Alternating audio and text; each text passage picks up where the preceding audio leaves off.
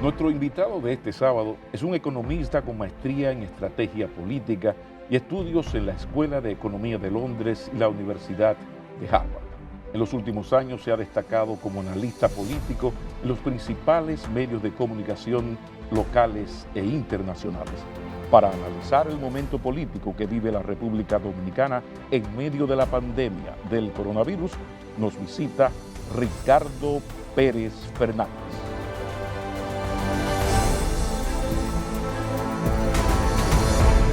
Buenas noches, caramba. Gracias.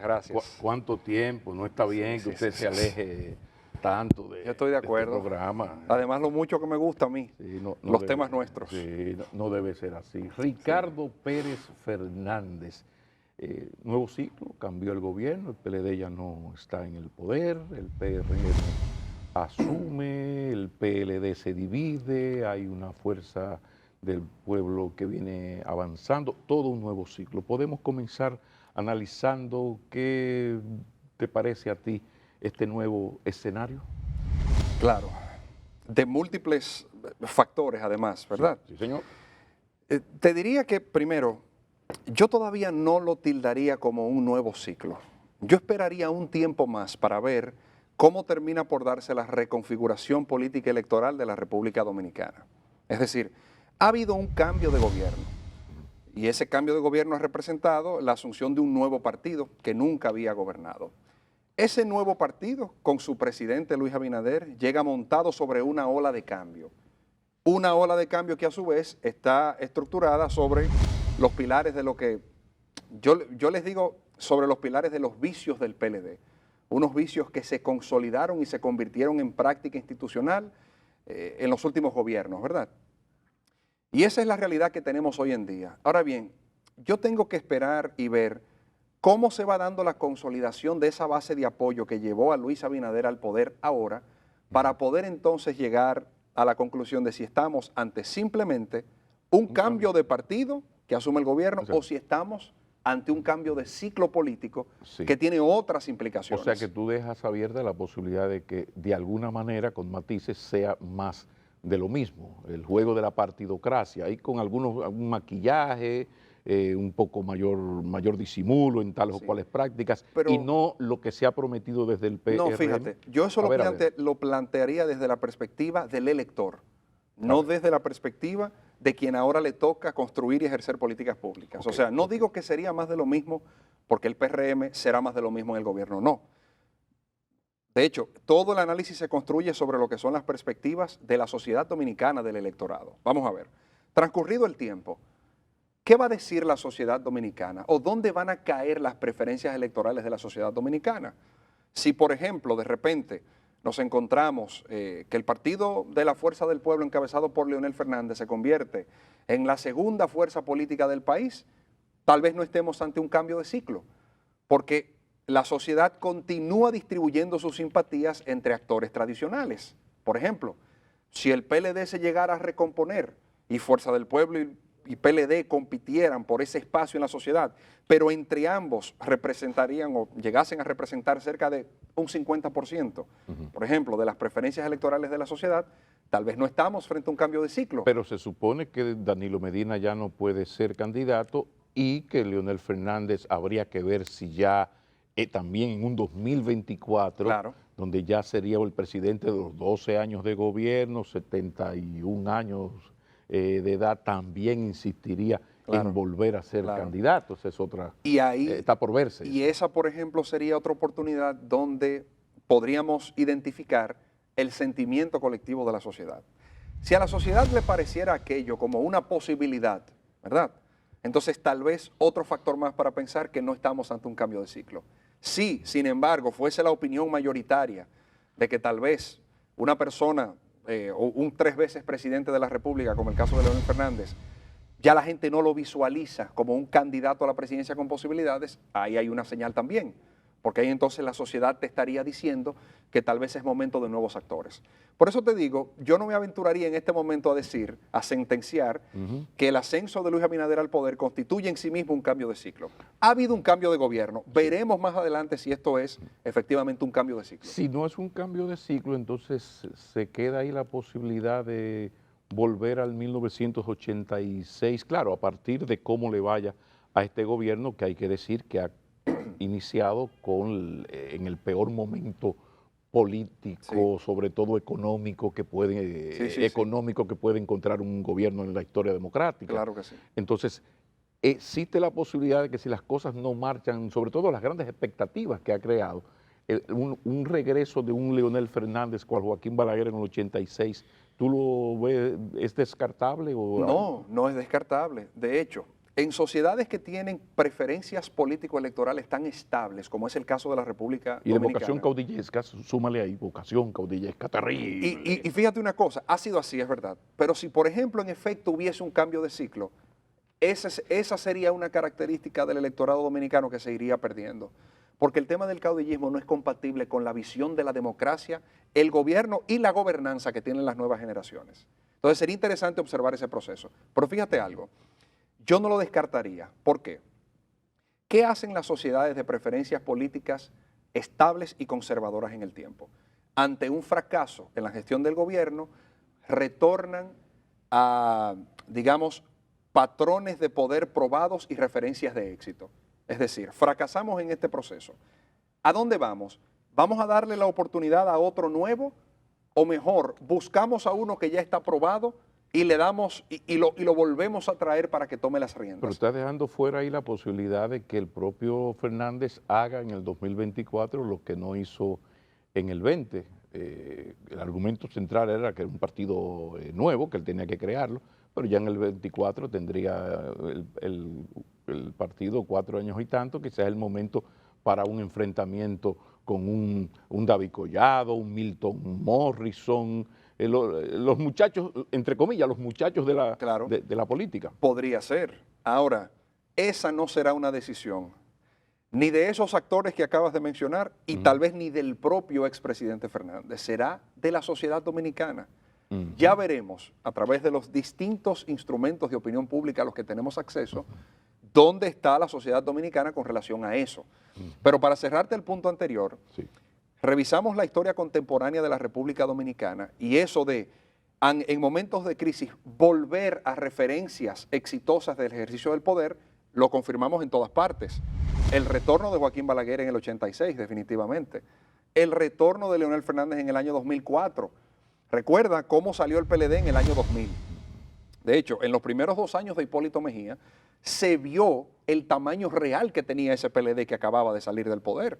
El PLD en realidad no era ese gran partido que luego vimos que se convirtió a partir del año 2004. Pero ¿qué le permitió al PLD, y en esa ocasión con el presidente Fernández, volver al gobierno en el 2004, además con una votación tan alta? Que era él y eran ellos, los PLDistas, una referencia probada de poder en ese momento. Bueno, pero lo que pasa es que tú me estás hablando de, si no el mejor, uno de los mejores gobiernos que ha tenido la democracia dominicana, el 96-2000, donde no había un caudillo, sino que había una especie de triunvirato, Leonel Fernández, Danilo Medina, Temo Montaz, que todavía se tuteaban, eran muy amigos, y eso facilitaba las cosas. Ya el presidente Fernández, que retorna en el 2004, primero retorna en la ola de la crisis financiera, que con 1,5 millones de nuevos pobres en 18 meses, así estudiando cualquiera pasa. Ya esta no es la historia de Leonel Fernández 2004-2012, sobre todo a partir del relato bastante convincente que se presentó de parte del mismo gobierno, y eso son parte de las contradicciones internas de los PLDistas. O sea, fue el propio PLD a partir de noviembre del 2012 el que suelta aquel relato terrible de que Leonel Fernández era el culpable de todo aquello del déficit fiscal y otras cosas. Y todo lo que vino después de ahí, ¿verdad? Y luego viene la parte de Danilo Medina, o sea que este retorno, no es el Leonel del 2004, este es el Leonel que abandona en el 2012 Sí. y que sus propios compañeros hicieron un relato que está ahí para verlo. Así es. Sí, y bueno, hay muchísima incertidumbre, no solamente por eso que plantea, sino también porque los retos de hoy en día, aunque sí hay una especie de similitud por la dimensión económica que ha traído esta crisis de la pandemia sanitaria, eh, pero naturalmente no es el mismo momento ni de él como figura política, ni del partido, ni de la sociedad. Habría que ver. Para eso obligatoriamente tendríamos que vernos en las circunstancias reales de ese proceso electoral para poder entender si habría posibilidad de que la sociedad lo viese como un referente exitoso de poder o si por el contrario estarían, ¿verdad?, Claro. decantándose hacia otra posibilidad. Pero mira, yo creo mucho en el factor predictivo de la historia. Eso puede sonar contradictorio, pero no lo es.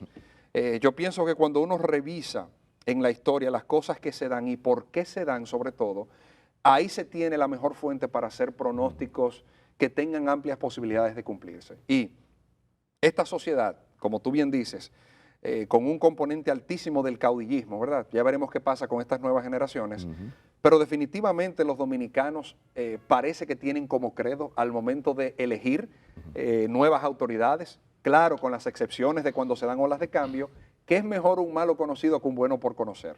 Y eso lo vemos a lo largo de toda la historia contemporánea de la República Dominicana. ¿Va a intervenir Luis Abinader o efectivamente va a permitir que la magistrada Miriam Germán y todo su equipo de la Procuraduría General de la República actúen solamente por mandato de la Constitución y como límite de las leyes?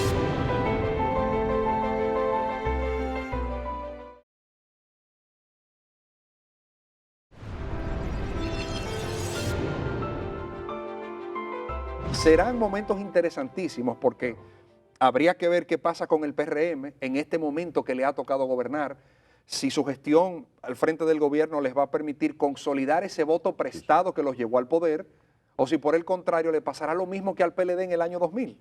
Estaría muy interesante ver todo eso, pero naturalmente hay que esperar que los hechos se materialicen. Lo que siempre se habla en comunicación política, del 30 que está a favor, el 30 que está Sí. en contra y el 40 Sí. que decide, aquella masa silente que decía el doctor Balaguer, pero también habrá que observar a esa juventud y no tan joven masa que se envalentonó frente al PLD, aquella toma de la Plaza de la Bandera. O sea que aquí hubo un movimiento que ya no fue solamente de clase media, sino que llevó a sectores incluso de la baja clase media y que creo que fue fundamental para crear una atmósfera anti-PLD, o sea, ya se van. Claro O sea, que sí. porque esto se parece bastante a lo del 78. Sí. O sea, yo le había dicho al hoy ya presidente Luis Abinader, el día en que te conviertas en el Antonio Guzmán de un proceso electoral del 78, vas a ser presidente. Es decir, a don Antonio nadie, lo importante era salir del Partido Reformista, del doctor Balaguer. Entonces, pero vamos a dejar esto del ciclo porque hay que aprovechar el tiempo, decía Juan Pablo. Entonces, ya es gobierno el PRM, hubo un acto de juramentación, hubo un discurso, analicemos el discurso, las señales que tuviste en ese discurso y si tienes algo que decirme de la sorpresiva ausencia del presidente Medina en un protocolo que Claro. Leonel Fernández aguantó su mal momento y casi todo el mundo había aguantado ese mal momento, ese discurso, ¿no? Entonces, llamó la atención.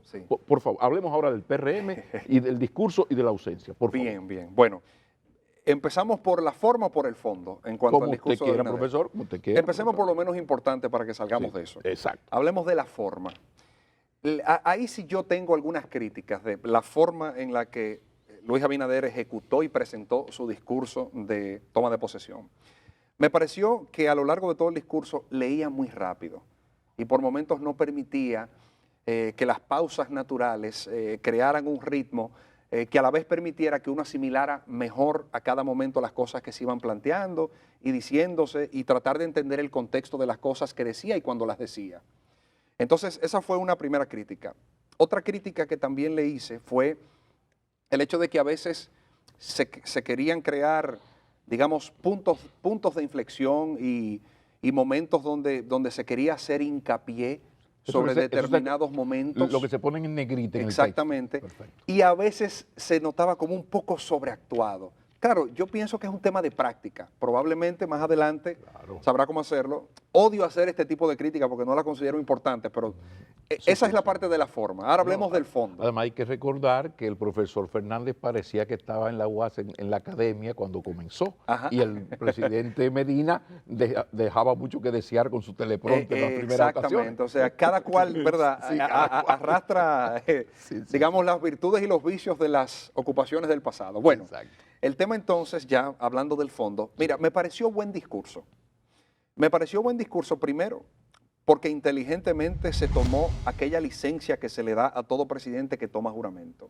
Como aún no le debe rendición al país porque no ha sido presidente, se le da la posibilidad de que construya un discurso en prosa aspiracional, en términos desiderativos, de decirle al país cuáles son sus anhelos y sus aspiraciones para esa sociedad dominicana que lo convirtió en presidente. En ese sentido lo hizo muy bien.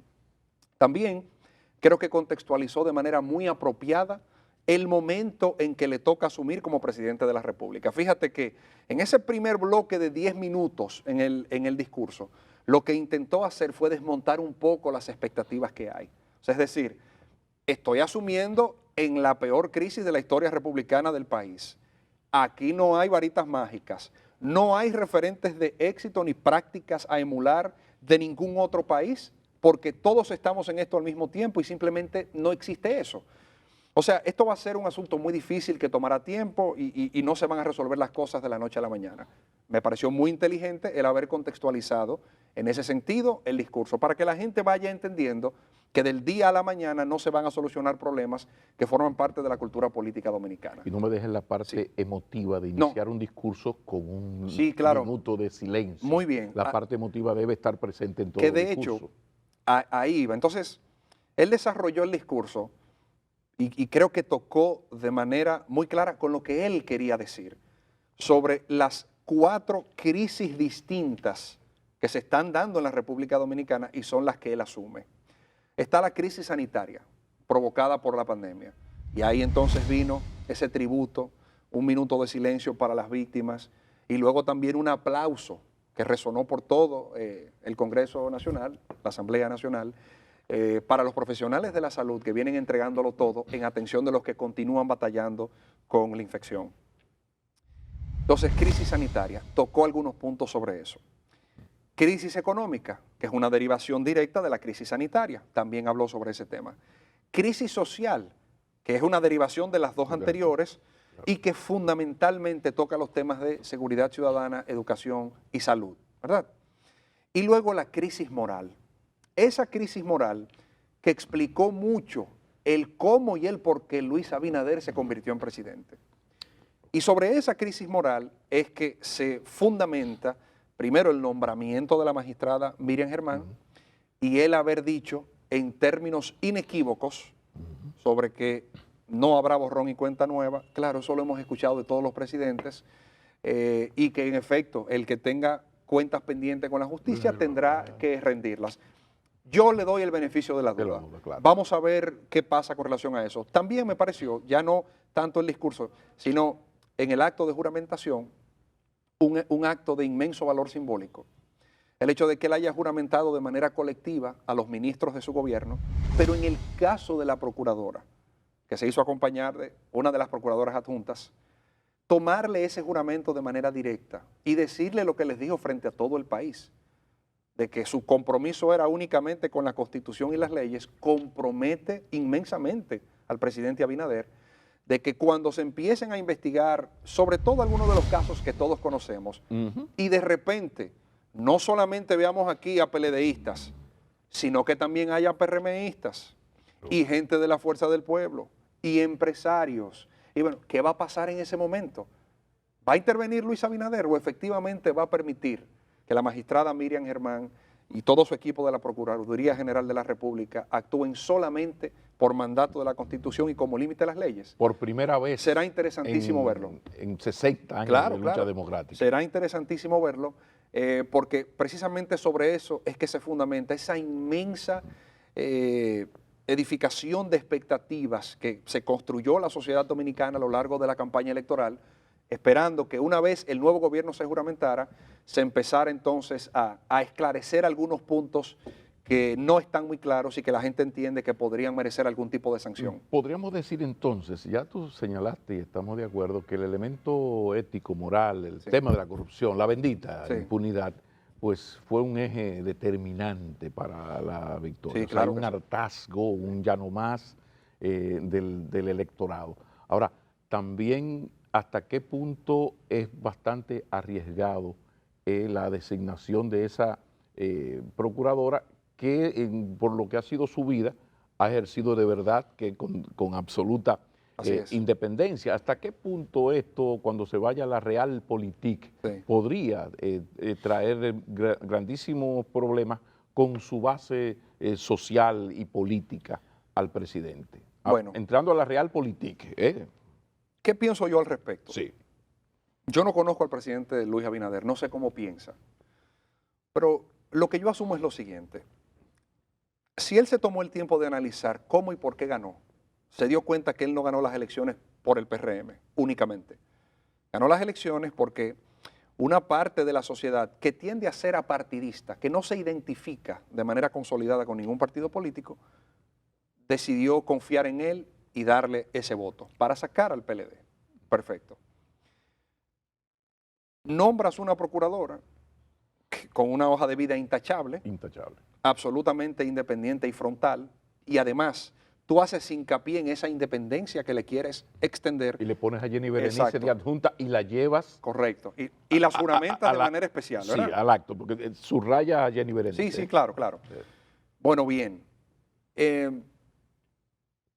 Si llegase a suceder que, por ejemplo, en una de esas investigaciones surgen personas de su partido, tal vez de su cercanía, que tengan que dar explicaciones ante la justicia y eso, yo pienso que él entendería que más pierde dándole la espalda a ese sector de la sociedad que lo apoyó, ese sector apartidista, fundamentalmente clase media baja, que fue la que le dio la victoria en estas elecciones, no fue el voto duro del PRM. Yo pienso que él perdería más dándole la espalda a ese segmento que confió en él, que además es muy bulloso. Sí. Genera muchas críticas. Un poder mediático claro, terrible. Inmenso. Sí. Perdería más dándole la espalda a ese sector que simplemente pidiéndole cuentas a 1, 2, 3, los que fueran elementos individuales de su entorno o su partido, que tengan que ir ante la justicia a explicar algunas cosas. O sea, yo me imagino que eso es un análisis que él ha hecho. Aparte de eso, se necesita legitimidad si se va a luchar con seriedad contra la impunidad. Y al tipo de legitimidad que me refiero, por favor, la otorga el hecho de que llegado el momento, si te corresponde a ti sacrificar uno de los tuyos, lo sacrificas. ¿Por qué? La gente puede estar aplaudiendo ahora y queriendo, la gente no quiere, por lo que uno lee, escucha y ve, no es tanto un tema de justicia, sino de venganza, con lo cual no estoy de acuerdo tampoco. Pero es la realidad. Pero es la realidad. Bueno, ese clamor de justicia que está enardecido y que demanda cabezas, por decirlo de alguna manera, como se dice popularmente, podrá quedar satisfecha con, digamos, con los primeros movimientos que en ese sentido se den. Pero ya luego si se observa que todos los que están siendo llevados pertenecen a una misma corriente política y que, bueno, de repente empiezan a sonar algunos otros actores que no son de ese medio, pero que misteriosamente se sacan de los casos, desaparecen, nunca rinden cuentas, ¿verdad? Se empieza a construir una narrativa que además aprovecharía toda la oposición política para decir esto es una persecución política. Y si bien es cierto que a esa sociedad apartidista eso no le importa ni entiende esa dinámica y continuará presionando para que se siga por ese camino, las huestes partidistas de la oposición encontrarán en eso el incentivo para volver a activar políticamente.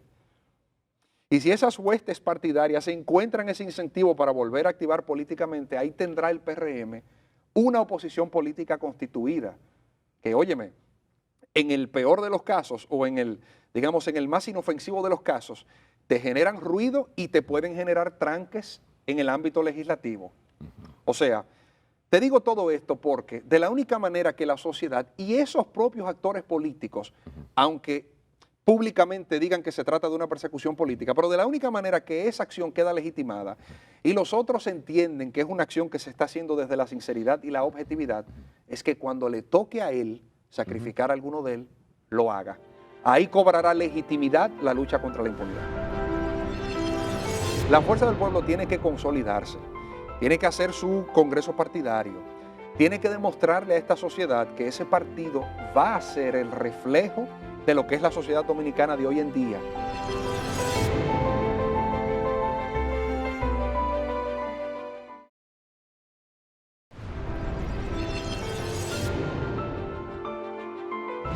Claro, y sobre todo esto tendría más importancia por la vieja crítica al PLD, Sí. porque lo que nunca mucha gente no entendimos, como un partido en 20 años de gobierno no fue capaz de sacrificar uno solo de sus altos Sí. dirigentes, uno solo, Claro. uno solo. O sea, no se recuerda en la historia política de un partido de 20 años que alguien, incluso el presidente Hipólito Mejía en 4 años Sí. sacrificó a uno de los suyos que ahora no me quiero acordar. Entonces, eso, pero hay un elemento que yo quiero destacar en esto, y es que hay una lucha PLD, Fuerza del Pueblo.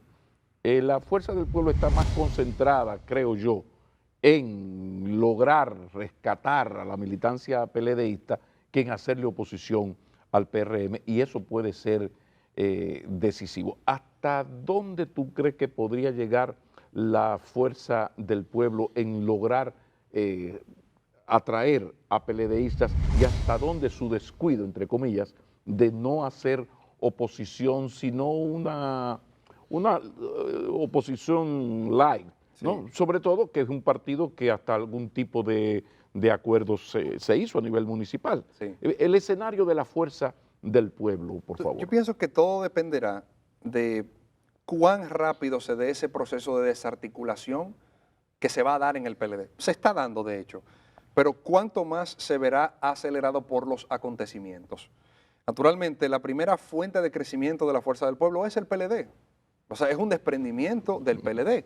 Entonces habrá que ver, ¿verdad?, qué sucede en el PLD y cuánto de eso podría absorber la Fuerza del Pueblo. Pero ojo, la Fuerza del Pueblo en un primer momento no va a crecer por hacerle oposición al gobierno, porque de nuevo, su fuente de crecimiento principal y primera es el PLD. Ahí es que te estoy empujando. Claro. Es hacia allá que te estoy Es el PLD. Entonces, Ajá.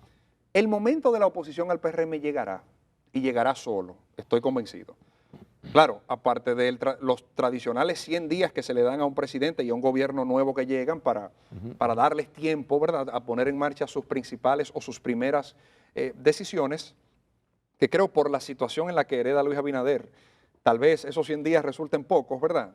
En honor a la verdad, podría ser antipolítico lo que te estoy diciendo, pero en honor a la verdad, siendo objetivo, con una crisis de la magnitud que se hereda, tal vez no serían los primeros 100 días los que habría que ver para analizar, ¿verdad? Bueno, yo dije que llevemos esto a 200 Claro, excepcionalmente. ahí 200. veremos cuántos serían, pero en principio yo pienso que no es estratégico para la Fuerza del Pueblo plantearse desde un primer momento constituir una oposición aguerrida al PRM, no es momento de eso.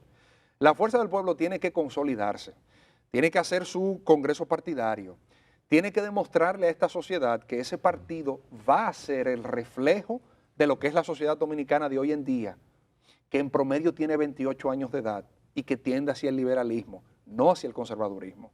La Fuerza del Pueblo tiene el reto de que si es el partido del siglo XXI que va a encarnar las aspiraciones de una sociedad del siglo XXI, eso no es solamente decirlo, también hay que serlo, aparentarlo, digamos, y demostrarlo de manera convincente a la sociedad que tendría que darle su respaldo. Pero ahí hay una gran contradicción. ¿Cuál? Que el líder, y si está ahí parece que será el seguro candidato, es un hombre del siglo pasado, Sí. 12 años presidente, entonces de repente tú te vas a concentrar en un mercado electoral joven, al fin de tendencia menos conservadora que lo tradicional, 28 años promedio, y el candidato es un señor de 71 Eso es años, 12 años, no hay una... No. No habría la posibilidad de que alguien de la fuerza del pueblo, de tanta juventud brillante que hay ahí, se le dé la oportunidad. Sí, claro, posibilidades hay. Pero mira por qué entiendo que no es una contradicción. Primero, porque no sabemos quién va a ser el candidato de la Fuerza del Pueblo en el 2024. Estamos asumiendo, como tú bien dices, si asumimos que vuelve a ser Leonel Fernández, bueno, ¿y cómo eso digamos, se convierte compatible con un partido que tiene que apelar hacia un electorado hoy en día muchísimo más joven de lo que era hace 20 años? Eso sería ahí, sí, una pregunta a plantearse y que tendría que ser contestada. Sí, no, porque hay una contradicción. Pero no sabemos si él va a ser el candidato. Ahora bien, que él sea el presidente del partido, de la organización, eso sí que no me parece negociable. No, ni siquiera negociable. No es una contradicción. Mira por qué. El hecho de que... Yo me refiero al candidato. El sí, no. Por supuesto. No, claro, y el candidato... Si hasta el nombre lleva, Leonel Fernández presidente. Sí. No, y veremos en temas de definición de candidaturas qué pasa más adelante. Que ese no es el reto que tiene la Fuerza del Pueblo en el corto plazo. Pero que sea Leonel Fernández una persona que tiene un entendimiento pleno de lo que es el siglo XXI, con todas sus implicaciones y en todas sus dimensiones. Una persona que estudia y entiende la sociedad dominicana.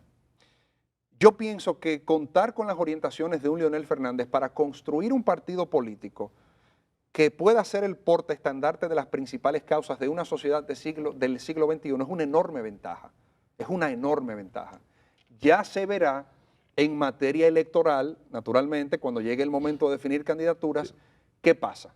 Para que lo que se haya conformado a partir de ese Congreso no termine siendo desmontado, digamos, por una escogencia que no sea por lo menos la que, resulte más compatible con los anhelos de la sociedad en ese momento, que también tendremos que ver cuáles serán esos. Pero tienen que materializarse los hechos y pasar el tiempo para saber eso. Pero ¿cómo se podría llevar a cabo lo siguiente?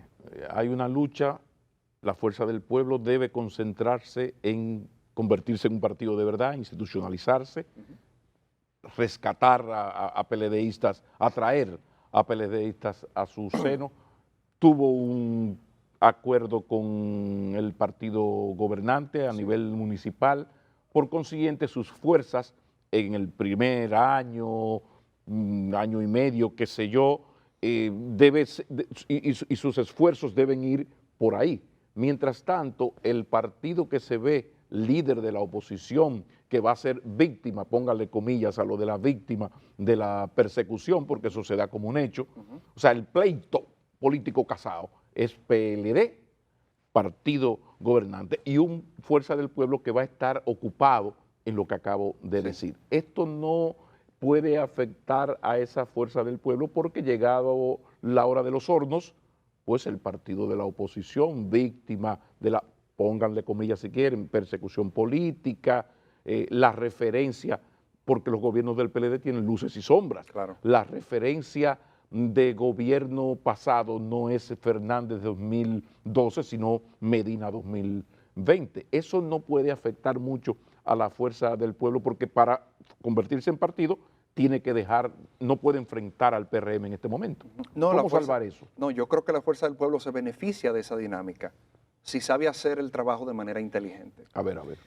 El primer paso es un congreso intrapartidario para definir estructuras, visión, ideología, propuestas, quiénes van a ser las caras nuevas, las que van a representar al partido ante la sociedad, etc. Y eso tomará un buen tiempo. En ese proceso, la comunicación, la cercanía, las diligencias con los PLDistas están presentes, existen, se están haciendo.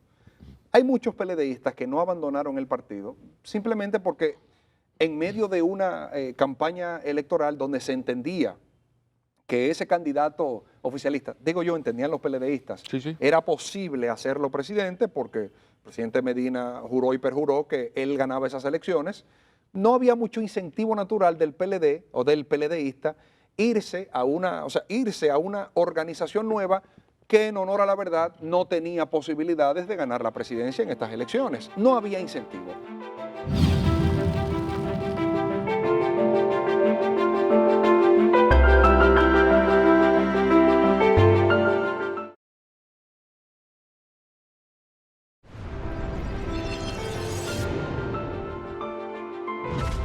Ahora puede que lo haya, sobre todo si se da ese pleito político que, como se entiende y se dice, está casado, ¿verdad? Por supuesto.